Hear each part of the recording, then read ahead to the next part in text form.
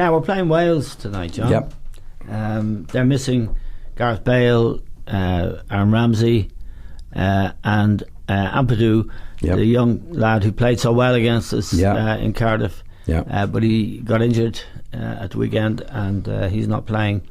So Wales will be a little bit diminished, and people will think if we don't win this game, or certainly if we lose it, we're going to be relegated to the third tier of this competition and seeded even lower for the European Championships draw in 2020, the 2020 European Championships. So it's a very big game for us. How do you think we're going to do?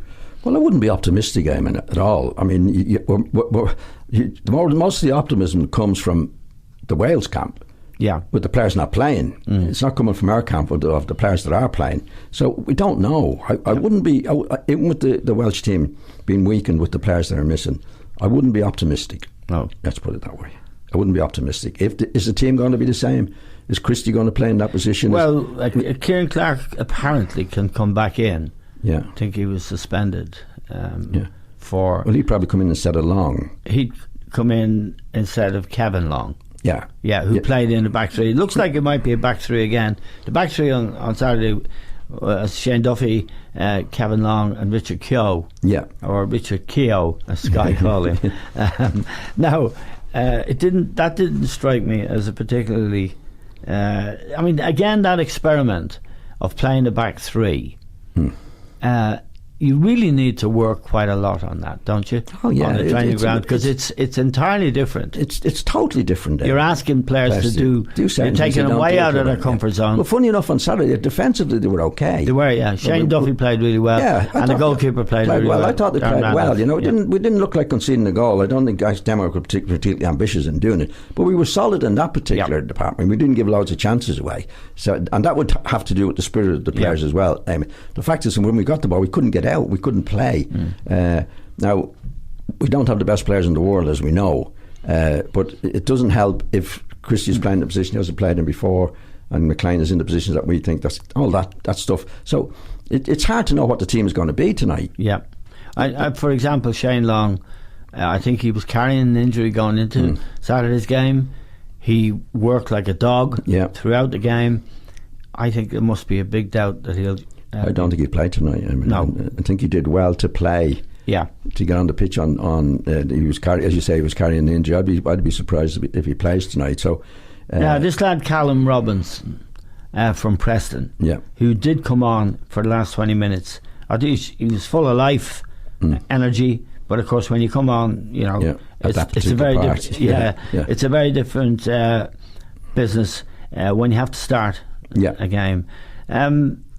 He'd offer a bit of hope, but the truth of it, John, is that without Robbie Brady, for example, who's injured, that bit of class that we need to pass the ball around is going to be missing. And when we had the class, say Wes Hoolahan, we didn't play him. Didn't play him anyway. Where are we going with this management team? Well, not very far, Eamon. I mean, there is a dearth of talent, as we can see. There's no doubt about that. I mean, there's one or two other players that maybe could have played, experienced players out of the team. Coleman is out. There's about four really that could make a difference to the team. There's no doubt about that. And I do feel a bit of sympathy for him with the players that he has at his disposal at the moment. I don't, John. Why can't these players? I watch Championship football. I watch the lesser teams, nations playing football. I watch Ukraine play Italy tonight. I mean, Italy were heavy favourites, but they didn't beat Ukraine. Ukraine got their 1-1 draw, but they're all trying to play football. There's nobody doing what we're doing. No, I'm not. There's no one playing that long ball. I'm not saying we can't be better. No, but these players can play, John. Well, the players that are coming in at the moment, like I don't know them. Like the lad that came in on Saturday, had a bit of life about him.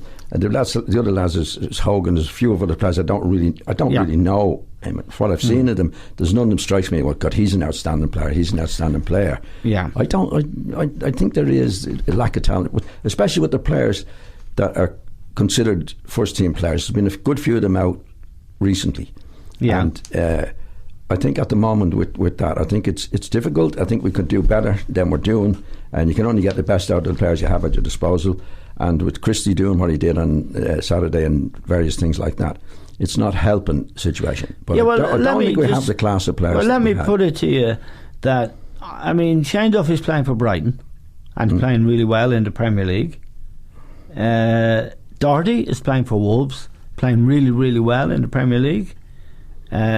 Christie's playing for Fulham, who are a footballing team. Hendrick is playing for Burnley, and Harry Arter's playing for Cardiff. We know Harry Arter can pass the ball and move and play. James McLean is playing for Stoke, having played for West Brom, been a Premier League player for several years. Shane Long was playing in the Premier League for Southampton. Are you telling me that these guys can't play? No, I didn't say that. They can't pass the ball? I never said that. Oh, okay. They weren't good enough to. No, I didn't say that either, I mean. What I'm saying, the players that he has, when these players are around, the young lads coming in, any time I've seen them, they haven't struck me as this is like a Robbie Brady coming in, or players over the years. These are really outstanding players coming in. I don't think he's getting the best out of the players he has at his disposal. Right. Isn't that? And if you're doing what you're doing with Christie, I agree with that. But I don't think he has as good a players as we've had in previous years to do the job. No, but that really, with all due respect, isn't the point I'm making. The point I'm making is these guys, a lot of them are playing for Premier League clubs. They can pass the ball and move the way clubs, for example, Derby County, where Frank Lampard is now. Leeds, your old club, who are top or near the top of the Championship. They don't have players as good as we have tonight, and they play football. So why can't we pass the ball, move, support the ball? Why can't we do it? Well, we mustn't be. I don't think we're encouraged. Don't get me wrong. I don't think everything is great with Martin. I'd be as critical as you. I mean, if you take the team on Saturday, Hendrick, okay, in midfield, Archer in midfield. I don't know. But David Myler should have been in midfield, but he wasn't. Yeah, he can play. That's selection. Yeah, that's selection. I'm not saying everything is rosy. Don't get me wrong. Far from it. I think we should be able, and even over the years, Eamon, be able to play in a lot of the matches better than we did play. Yeah, but you and other people are saying we don't have the players. No, I didn't say that, Eamon. Oh, I didn't say that. I said I don't think we have the players coming through to replace the best players that we can have at our disposal. Right, that's what I'm saying. I think we should be playing better with the players that we have. Yeah. There's no doubt. I mean, the important players that are missing, Seamus Coleman and Robbie Brady, I think, are the two players of real significance that are missing. Stephen Ward also. He's playing for Burnley. He's left back. Player, yeah. He could pass the ball. He can play. Yeah. That's it. Now, I don't understand the argument that says we don't have the players we used to have. Therefore, we can't pass the ball. Well, I didn't say that, by the way. No, because Seamus, you just said Seamus Coleman's not in the team, Robbie Brady's not in the team, and one of the other players. That's three players that releases other players to play in positions that they're playing in. Yeah, right. They would make a big difference to the team. Right. We got Shane Long up front. The other couple of lads have retired. Walters is injured now. These were players who were good players for us, particularly from the front position. The front position.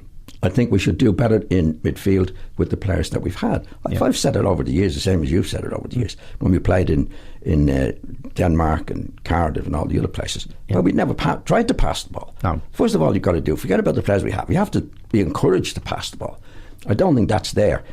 And if they're not going to be encouraged to pass the ball, they ain't going to pass the ball. And that's what happens. That's what's happening at the moment. So that's why I wouldn't be optimistic tonight. I thought we were terrible at the weekend. We haven't played well for the last 2 years, I'd say. No. And we should be playing better than we're doing. And the two boys have just signed new contracts. In January, yeah. Martin O'Neill and Roy Keane. So they'd have to be paid off if there was...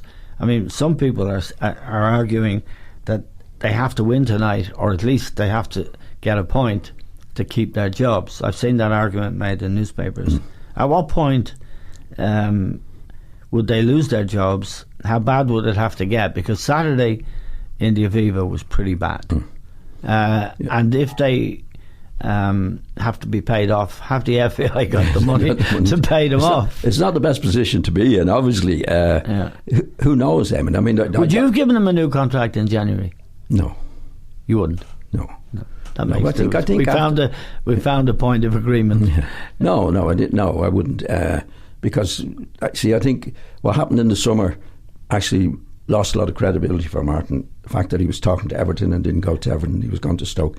I don't think he's much left in the bank anyway. With the fans. You know, apart from results. Like the results, obviously the results become the ultimate reason that you're sacked. But there don't think there'll be any goodwill towards Martin in this particular position. Right. Haven't done. I thought it was very disrespectful to the Irish supporters. Well, he left the contract sitting on the table for 3 months, and in that 3-month period, I don't think Everton wanted him, but he certainly got into talks with Stoke.